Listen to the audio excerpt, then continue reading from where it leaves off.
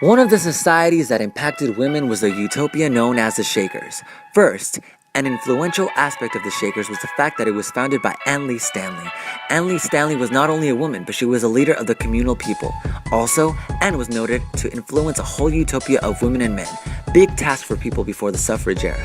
Clearly, the position of Anne Lee made the people convert their thoughts regarding men and women. The role of a leader was now for both sexes. Women were encouraged to become assertive and more innovative as well. Likewise, the utopia was known to practice equality among both men and women. For instance, the Shakers welcomed both genders to become involved in a social, sexual, and economic equality. Not to mention, the role of the genderless God made the community even more unique. The holy figure of both sexes added an even bigger sense of equality towards women. Not only was the founder of the community a woman, but so was the presence of their God. The equality among men and women was so immense that they all viewed each other as brothers and sisters. Because of this, the community practiced celibacy, leaving an impact on how the women and their household navigated. Celibacy meant that the communal people were not to have sexual relationship with each other, meaning there would be no way of growth in the household. In all, the Shakers influenced an innovative involvement in equality through female leadership and celibacy. The Oneida community strived for perfection and began development in 1848 by its founder John Humphrey Noyes, a Christian religious radical. Humphrey believed that the definition of family within the Oneida community was to be equal. In other words, the Oneida family encompassed the definition of the whole group. Women began getting recognized as early as the age of 14. An emphasis, women at 14 were considered equal to men and allowed to work like the men of the Utopia society. In essence, the women were not only busy working domestically, but worked with groups of men as well. Not to mention, they were even encouraged to dress more masculine and stop wearing dresses in order to work smoother in the domestic areas. Once involved in the Oneida community, the women began cutting their hair, long dresses, and even wore trousers. In addition, Noyes encouraged women to become more robust with their identity. The founder encouraged all women of the society in becoming vain and materialistic.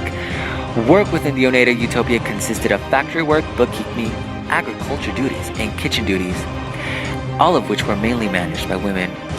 Not only did women have their ability to express themselves freely through work, but sexually as well. Noyes believed that every man and woman married to each other, therefore, sexual activities was a free-for-all decision.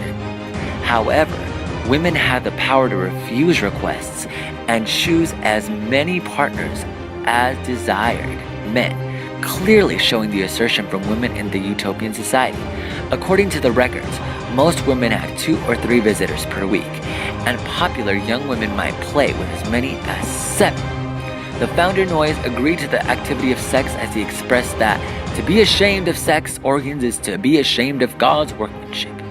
These sexual practices were known as complex marriage, where every man was married to every woman and vice versa. Therefore, the Oneida people were allowed immense sexual freedom.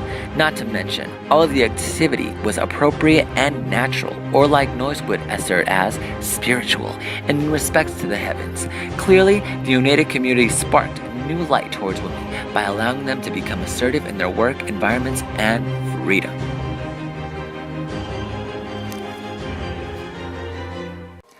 The Mormons began their own style of equality. The ideas grew from a young boy named Joseph Smith, whom claimed to have an encounter with God. At the time, Smith was certain that God made it clear that the churches practicing religion were incorrect. From his experience, Smith grew up at the age of 24 to begin the utopian movement known as Mormonism in the year of 1830. One of the most important distinctions between Mormon utopia and the other communities were the division between men and women. First, Smith's official view was that women's primary place in the home was to rear and take care of children. The Mormons felt that it was essential for women to stay inside of the household, take care of the children, and nurture the family. Not only that, but one of the most crucial attributes of the Mormon utopia was the practice of polygamy. Polygamy was the ability for every man to have more than one wife. Of course, this practice was not held over women. Joseph himself married at least 11 women besides his legal wife by 1843. The practice was seen as appropriate and holy because Smith had asserted that God had confirmed it in the second encounter he had with him. The women of the Mormon Utopia had no choice but to follow these doctrines because they believed it was the Word of God. Not to mention, Mormon leaders encouraged that all activity was correct and setting them to be equal. The Mormon Utopia asserted that women and men were equally important, just in different circumstances. Men were part of the priesthood, meaning higher authorities on everything. Women were known under the bus and not included in the powerful priesthood. Smith felt that women were supposed to be kept from having the priesthood because women are more spiritual than men. Not to mention, the women were also told that their important was the ability to bear children, convincing them that the men needed the power of the priesthood to be somewhat equal to them. With that being said, the Mormons movement was ingeniously oppressive towards the women, making them believe that all of the division of tasks between the men and women were holy. Even the male practice of polygamy. Although the Mormon women were not as free as the women from the Utopias, they still were seen as important and cared for.